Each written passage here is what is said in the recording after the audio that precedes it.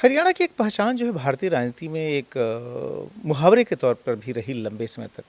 आया राम गया राम, ये राजनीति होती थी और ये राजनीति मुझे लगता है देश के दूसरे हिस्सों में भी फैली। आज का जो हरियाणा है जिसकी आपने हरित प्रदेश के तौर पर चर्चा की, उस हरियाणा में वाकई कोई बदलाव आया है या फिर जिस तरीके से कहा जा रहा है कि भाई 10 साल जो है इतने बर्बादी भरे रहे हरियाणा के कि इन चुनाव के पहले हरियाणा से मुख्यमंत्री बदलना पड़ा बीजेपी को।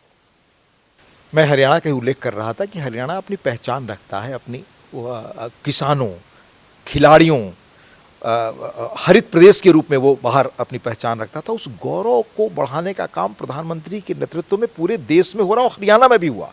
और कैसे हरियाणा का फर्क है, हरियाणा 67 में आया राम गया राम का मुहावरा हरियाणा से निकला, इतने सुंदर प्रदेश से।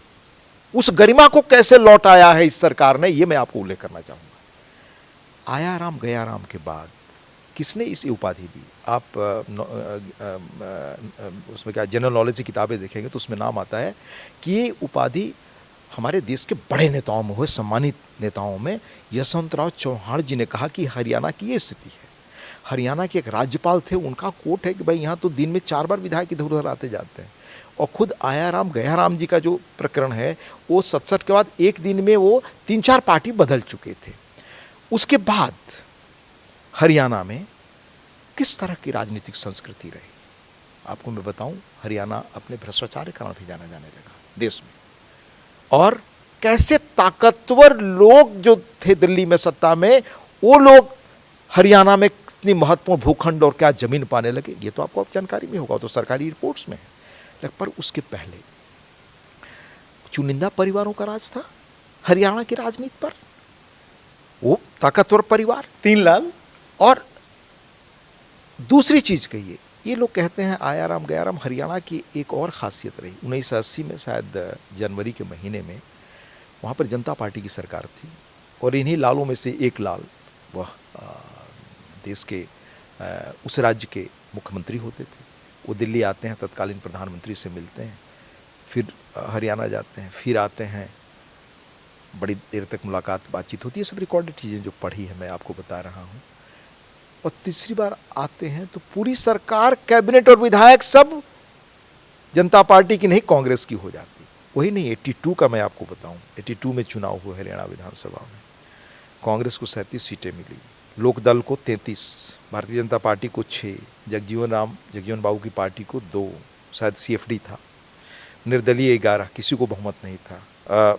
24 जून को हमारे देवीलाल जी मिले, कहा कि भाई हमारे साथ लोग नहीं, 24 जून को नहीं, उसके पहले ही बहुमत करके हमारे साथ बीजेपी और बाकी निर्दलीय हैं। अचानक 15-20 दिनों बाद 24 जून को 82 में 57 विधायकों को लेकर के